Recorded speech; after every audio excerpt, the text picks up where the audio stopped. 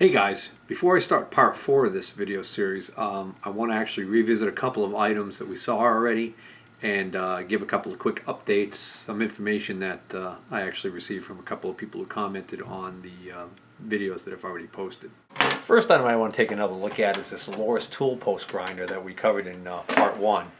And I was talking about this tool post grinder, and I was saying how apparently because of the speed chart there should be 4 pulleys that came with this, and that because there were only 2 pulleys mounted and I didn't find any other pulleys in the box, that I was missing 2 pulleys.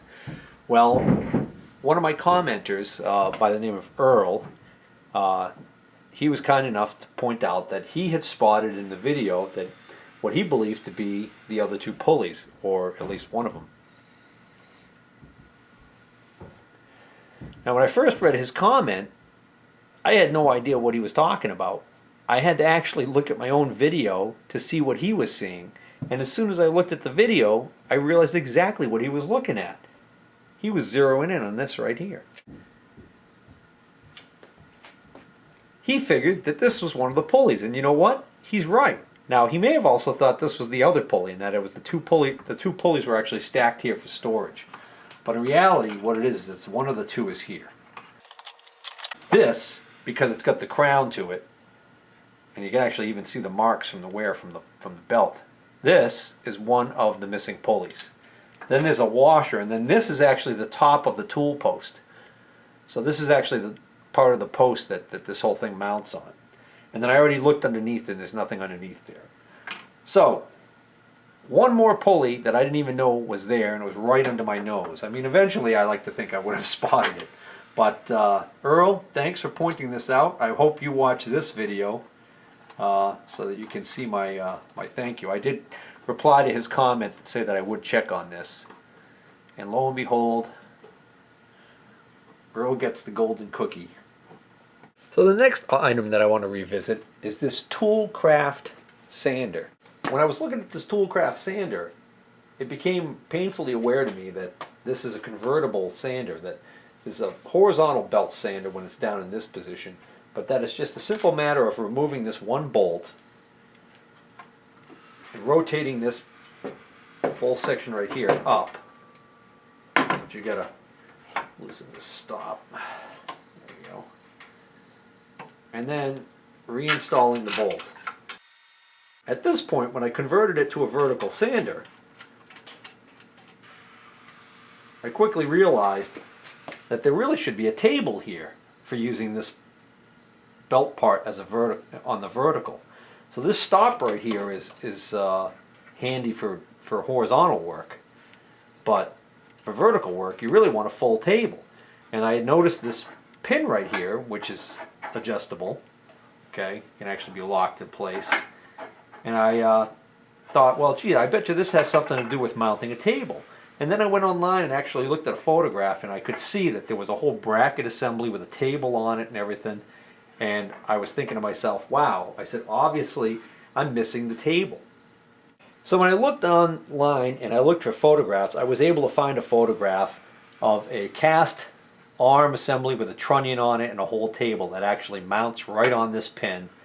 And at that point I figured, oh, that must have been missing. And I was actually second guessing myself, thinking, boy, maybe I should have looked around some more to see if it was there before I left. And I was kind of worried about it. Well, one of my viewers left a comment on the video because he noticed that this assembly right here is pretty much looks identical to the one that I'm talking about. So he said, well, you could take this off and put it on there. So sure enough, you loosen this bolt, this whole table assembly slides off of this pin, and then you take it, slide it right on here, like so. Tighten this bolt.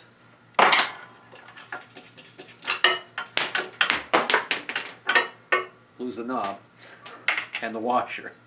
Take the stop off, and voila, vertical sander with a table. So then I went back and looked at the photograph that I originally had seen of this thing, and sure enough, the picture that I saw that showed this table in position on the vertical sander also showed that there was no table present on the disc. Then I also found on the Vintage Machinery website, I found a PDF file of an old brochure for this model sander, which was, I guess back then, it was marketed under the name Dara James, the Dara James Company. And the Dara James Company had a brochure that basically explained all of the features of this thing, and it basically says right in the brochure that's exactly what they intended for you to do, was to take the table off of the disc sander and quickly be able to put it onto the belt side if you wanted to use the belt in a vertical position.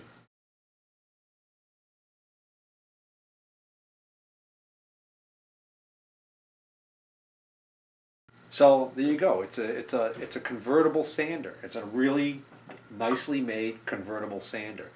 What you're looking at right here, by the way, is apparently the way it was shipped. They literally shipped you this from the company with the one table that can be swapped around and the stop.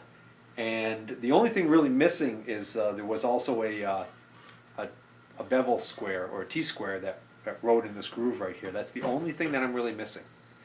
There was no guard ever on the top of this.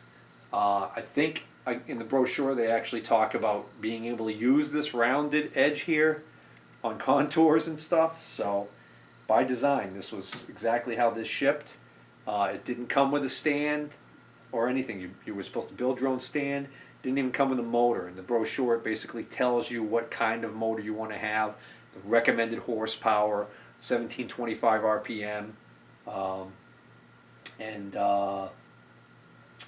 they even give you the recommended dimension of the pulley on the motor and the pulley on here, so that when you got ready to hook this all up, you would get the proper speed. I think the pulley on here probably came from the factory this way, and then they basically said if you put the size pulley they recommend on the motor, and the motor's 1725 RPM, that would give you what they believe was the design speed for the belts and the disc for that matter.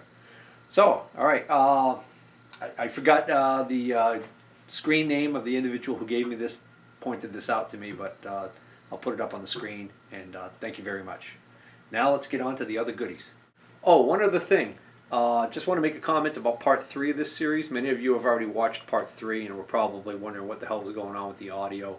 I thought maybe I explained it in there, but in case I didn't, I had received a new Hero 4 Silver for Christmas, and I was trying it out and didn't realize that the audio is very, very low when the camera is in its waterproof case.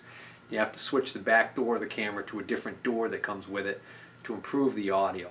That being said, the audio still wasn't that great.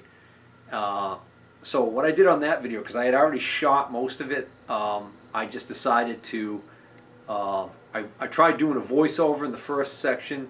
I didn't like how that was working out, so then I went in and used the iMovie, Apple iMovie software to boost up the audio level, and then that gave me a lot of hiss, so then I played with the equalizer and some noise reduction to try and take some of the hiss out, which kind of gave the audio kind of a weird sound. My voice kind of had a weird, almost like I was inside of a big glass jar, for lack of a better term. So anyways, I have now shelved the Hero 4 for the time being, because I have come to the realization that in order for that camera to work for me and my purposes, I really need to have an external microphone, probably you know, one of those little lapel microphones, which is what I'm going to eventually work towards. So I decided to pull out my JVC Everio. This is a little high-def handy cam that I had bought around the same time that I bought my Nikon. The beloved Nikon, I love the video quality on the Nikon. If it had an external audio input, I would be using that as my main camera for sure, except for one other problem. Remember I talked about, those of you who saw the video, I talked about the little ghosts that were up in the air there. I looked at the lens under magnification and very carefully rubbed to see what that was. Turns out it's not something on the coating that had, I thought originally it was a chemical had dripped on the coating. I actually have a good sized chip. Good size meaning in percentage of surface area of the actual lens. But it's it's a chunk of the glass is actually missing. Something at some point must have ricocheted up and hit that, and so for that reason and that reason alone, that camera I actually have it right here. So unfortunately, this is the Nikon Coolpix L830. Can't say enough good stuff about the video quality that this camera was giving me. In low light, it's got a nice big lens, so it was letting in a lot of light. It seemed to work really well for video. The complaint I was getting, well, not really a complaint, but the shortcoming I was still having with this camera was the audio. And the problem is, it's left and right stereo microphones here and here on the camera. There's no auxiliary or external microphone input on this camera.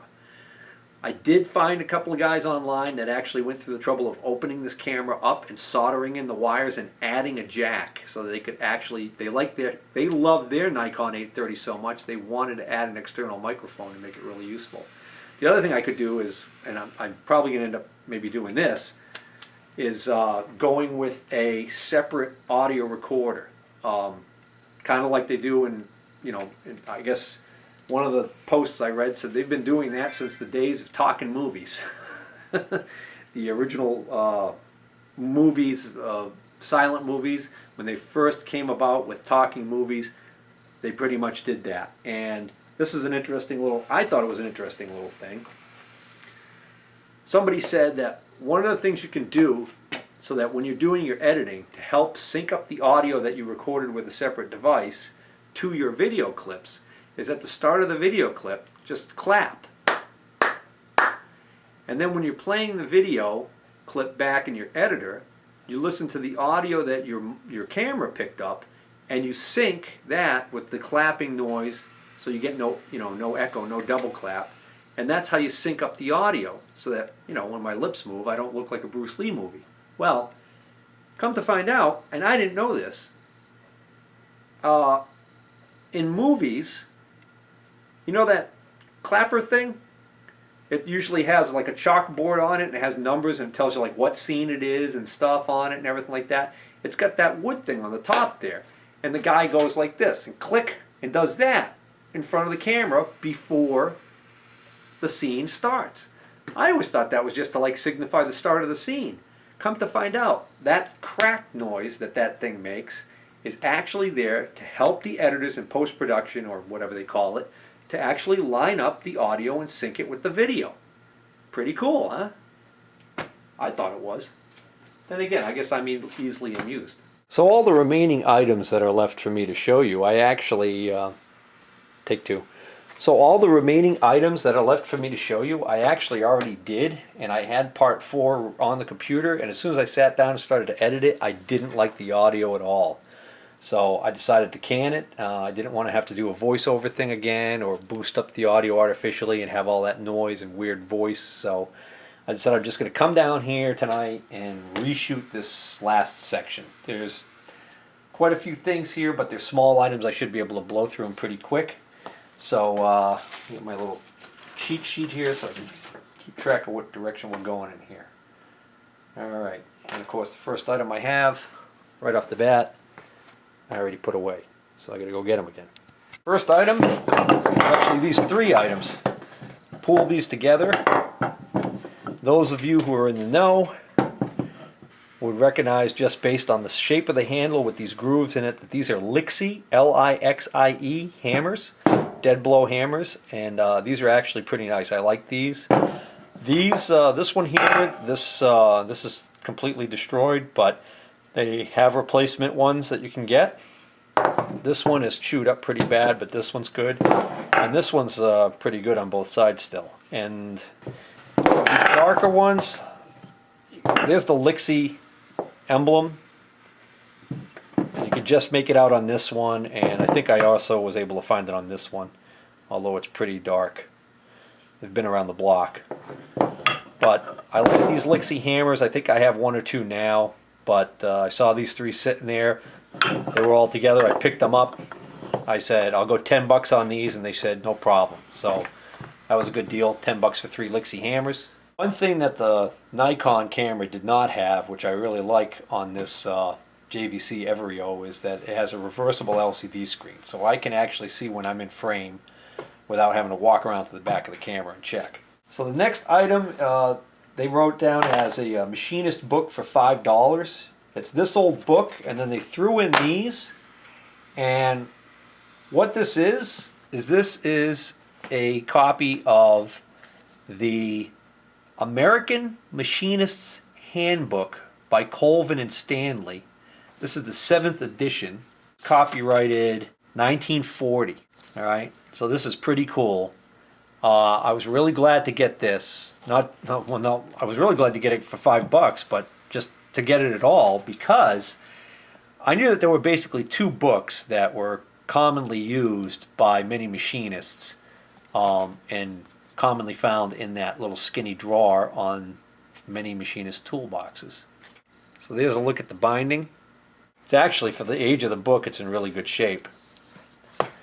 The book that's more commonly found in a machinist toolbox is this book right here, the Machinist's Handbook.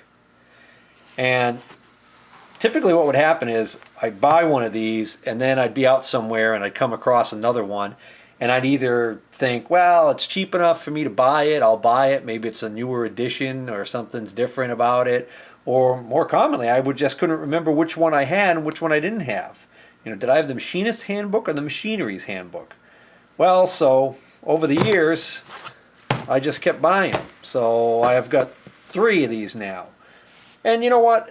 Every single one of these, look at this one. This one had a price of $5 on it. I think I got this at the QVEA swap meet one spring or summer. That's probably the cheapest one I ever bought. This one's in really great shape. This one's kind of cool because the guy had a stamp made up with his name and stamped it with his own name. That's one way to make sure your book comes back to you when you loan it to the other guy in the shop.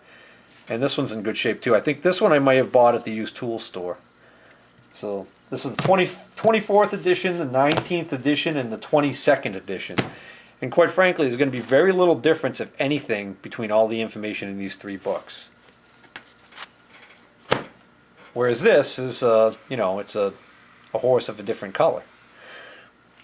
So I haven't figured out the macro mode on this camera yet, so I'm not sure if how well that's going to come out. But I thought this was really cool. What was written on the inside of the cover here by the previous owner, scratched in here by pencil. October 1st, 1971. Things look shaky.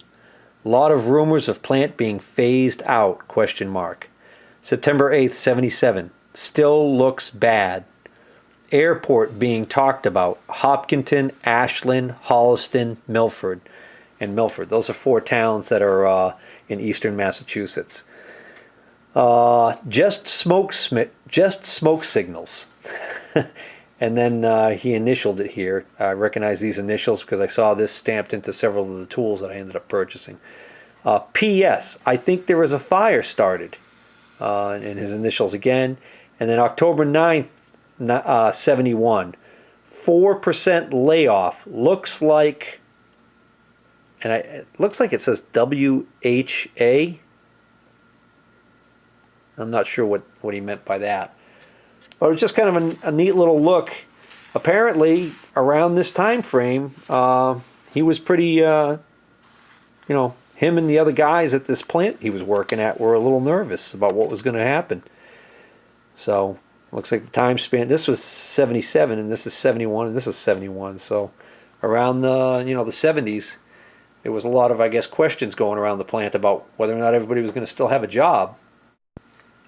The only other things I found in the book here, tucked in the pages, I found a little sketch that he had made up with pulley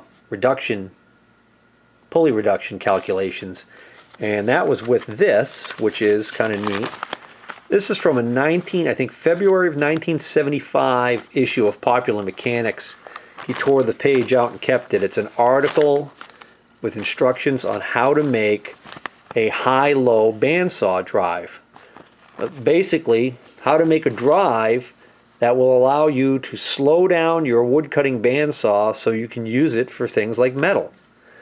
And that's actually, I might just build one of those at some point, because a vertical metal-cutting bandsaw is a nice thing to have, and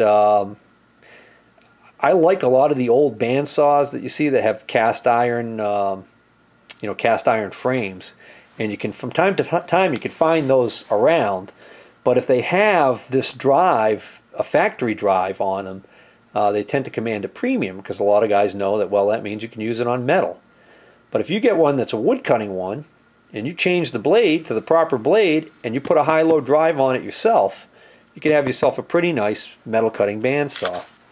So I'll have to think about doing something like that. I'm going to wait for the correct opportunity of a bandsaw to present itself. And then there's this little chart, this little worksheet right here. This is a solution of right triangles. So that's kind of neat. If you are not a master of trigonometry like myself, could become a handy thing to have at some point. And I'm sure that that's all in these books, but in tiny, tiny print, and it's kind of nice that he's got it on this card here.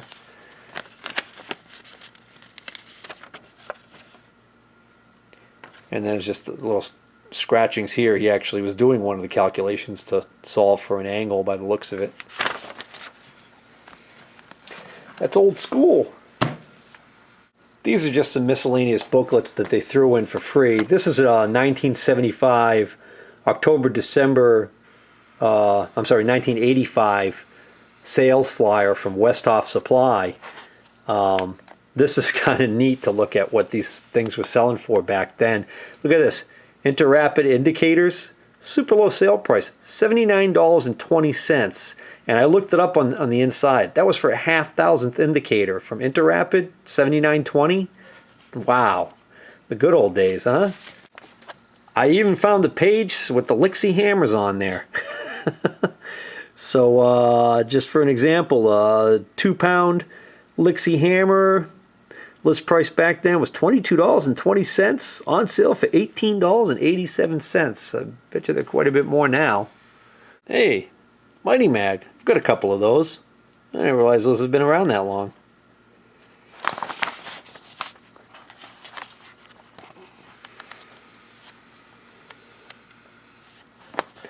Also didn't realize these were that old. The Indicol, universal indicator holder for milling machines and Bridgeports. And boy, I'll tell you, back then, these things were $40, $50, $60 or more list price. Even on sale, they were running, $40 or $50. I didn't realize those little things were that expensive. And I got a Taft Pierce. Taft Pierce was a company in Woonsocket, Rhode Island. My understanding is now I think they're part of Suburban Tools, and probably a lot of their stuff is made overseas. But back in the day, Taft Pierce was making stuff right here in New England at Woonsocket, Rhode Island, which isn't that far from here. Bulletin number 18, sign bar tables and sign checking equipment. So the front of the catalog here, not sure if this had a year or not. There's a chunk of that stuff from the... yeah, there's no year on this. I'd already checked that. So in the front here, it's basically just a catalog with different sign bar equipment. The Taft Pierce Sign Index Angular Measuring Machine. I bet you that was expensive. Oh yeah, look at those things. Whew. Bet you a lot of those went to the scrapyard, huh? Anyways, a little bit of instruction on how to use various equipment, but then there's a whole section of charts, conversion charts for using a 5-inch sign bar. So that's kind of neat. And then I got 2 Carbaloy manuals. This is a pretty thick one. This is the Carbaloy Tool Manual from 1949, and there's a whole guide in here about different Carbaloy cutters. And there's tips in here and all kinds of interesting information. And then there's a supplement, but the supplement's from 1955. Selection of Carbaloy grades and suggested speeds. So, a little bit of light reading.